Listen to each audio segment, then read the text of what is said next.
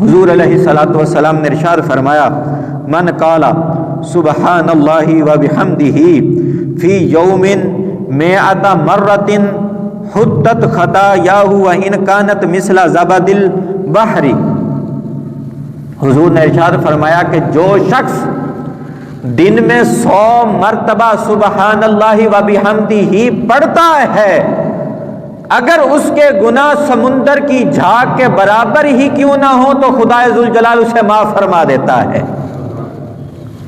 100 مرتبہ دن میں پڑھنے سے اگرچہ آپ کے گناہ سمندر کی جھاگ کے برابر ہیں تو خدا ذوالجلال ان کلمات کے صدقے ان گناہوں کو معاف فرما دے گا۔ اور یہ بات یاد رکھیں کہ آپ کے گناہ جو ہیں وہ صغیرہ معاف ہوں گے، کبیرہ گناہ معاف نہیں ہوں گے۔ اگر آپ کہیں کہ جی ہم ان کلمات کو 100 مرتبہ دن میں پڑھ لیں، اگر ہم نے نماز نہیں پڑھی تو خدا ذوالجلال ہمیں معافی دے دے گا، اگر ہم نے روزہ نہیں رکھا تو اس کے پڑھنے سے خدا ذوالجلال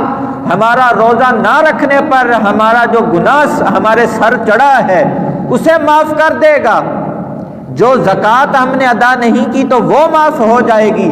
جو حقوق اللہ ہیں اور حقوق العباد ہیں وہ معاف ہو جائیں گے۔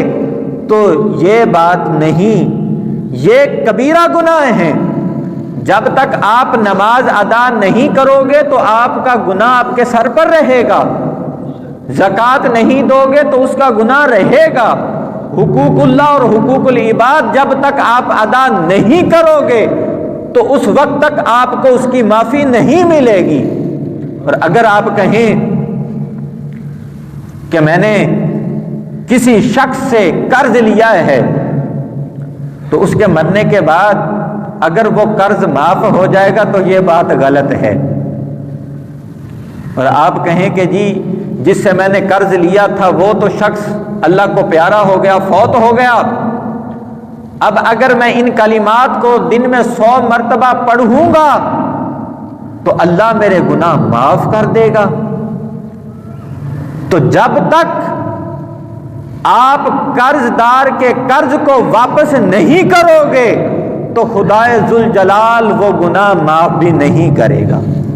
قرض آپ کو ادا کرنا پڑے گا، نماز پڑھنی پڑے گی، روزہ رکھنا پڑے گا، زکوٰۃ دینی پڑے گی۔ اگر آپ صاحب استطاعت ہیں، حج کر سکتے ہیں، مالی اور صحت آپ کے پاس ہے اور آپ نے حج نہیں کیا تو وہ اس کے پڑھنے سے گناہ جو ہیں وہ معاف نہیں ہوں گے۔ صغیرہ گناہوں کی بات ہو رہی ہے۔ میرے آقا کریم علیہ الصلوۃ والسلام نے ارشاد فرمایا کہ جو شخص ان کلمات کو دن میں 100 مرتبہ پڑھ لیتا ہے، اگرچہ اس کے گناہ سمندر کی جھاگ کے برابر ہی کیوں نہ ہو تو خدا ذوالجلال ان گناہوں کو، ان خطاؤں کو معاف فرما دیتا ہے۔